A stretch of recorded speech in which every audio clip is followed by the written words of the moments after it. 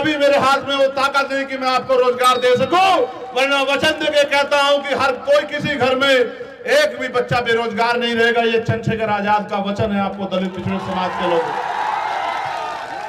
ये बात इसलिए कह रहा हूं कि जब हम 1, 2, 3 भाई वहां खड़े हो जाएंगे पार्लियामेंट में जाकर, किसी की मां ने दूध नहीं पिलाया कि संविधान के खिलाफ एक कलम चला ले। मेरी बात को आप याद रखें। देखो मैं आपसे सच कह रहा हूं, ये भारतीय जनता पार्टी के लोगों ने पूरा देश गिरवी रख दिया है। आज हमारा बॉर्डर सुरक्षा में नहीं है। अग्निवीर लाके दलित पिछड़ों के बच्चों को जो सेना में चले जाते थे, एक तरफ सेना का मनोबल गिराया, दूसरी तरफ वो नौकरी भी हमसे छीन ली। आप बताओ 400 रुपए की मजदूरी करने के बाद क्या हम इस देश में सुख सुविधा का जीवन प्राप्त कर सकते हैं क्या?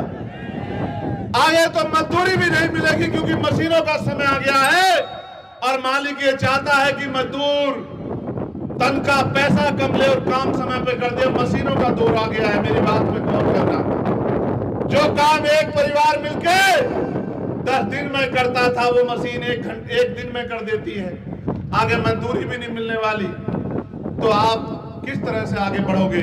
एक ही जरिया था आप दलित पिछड़ों आदिवासियों पे आरक्षण नियुक्ति में, इसके कारण हम आगे बढ़ रहे थे।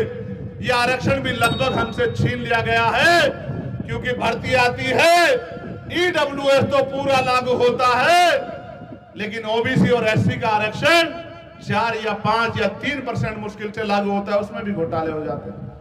भले इंडिया अलायंस के लोगों ने मुझे मेरे समय पे आके धोखा दे दिया मदद लेके, कोई बात नहीं। उन्होंने मुझे धोखा दिया, मैंने जनता से अलायंस कर लिया। मैंने जनता से वो कहा कि आप मुझे मौका दे दो, आप मेरे ऊपर एहसान कर दो, फिर मेरा हुनर देखना। उन्होंने मुझे आशीर्वाद दे दिया, इनके एडी चोटी के जोड़ लगाने के बाद आशीर्वाद दे दिया। लेकिन मैं आपसे कहना चाहता हूं और आपके माध्यम से उनको भी कहना चाहता हूं, आज वो संविधान बचाने की बात कर रहे हैं। जब ईडब्ल्यूएस लागू हुआ तो उन्होंने बड़े बड़े हाथ उठा के समर्थन किए थे। हम सब जानते हैं कि क्या सच है और क्या झूठ। हम जानते हैं कि ईडब्ल्यूएस भारतीय संविधान की हत्या थी, हमारी हिस्सेदारी पर डाका था और आपने बड़े बड़े हाथ उठा के समर्थन किया। लेकिन जब हम 52% पिछड़े वर्ग के लिए आरक्षण मांगते हैं तो आपके मुंह में दही जम जाती है। जब हम प्रमोशन में रिजर्वेशन मांगते हैं दलित पिछड़े अधिकारियों के लिए तो आपको साफ सूंघ जाता है। हम आपके चरित्र को जानते हैं, लेकिन हमारा झगड़ा भी आपसे नहीं है। आपसे समय आने पर निपटेंगे। लेकिन मैं आपसे कहना चाहता हूं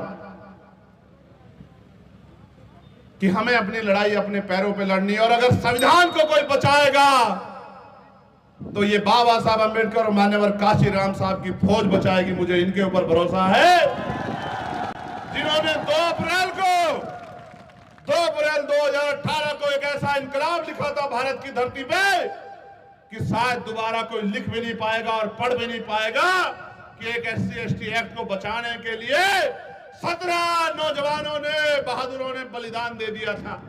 जब हमारे 17 भाइयों ने बलिदान दिया, कहां थे तुम जो संविधान बचाने की बात करते हो?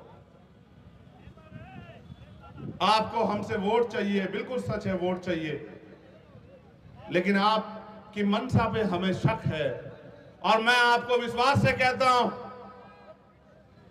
यह सरकार अगर बदल जाएगी और इन दूसरे साथियों की अगर सरकार आ गई तो इनको भी इनके झूठे वादों के साथ हम चैन से नहीं बैठने देंगे। इनके भी कपड़े पकड़ पकड़ के एक एक वादा इनसे पूरा कराने का काम करेंगे। मेरी बात को आप याद रखना।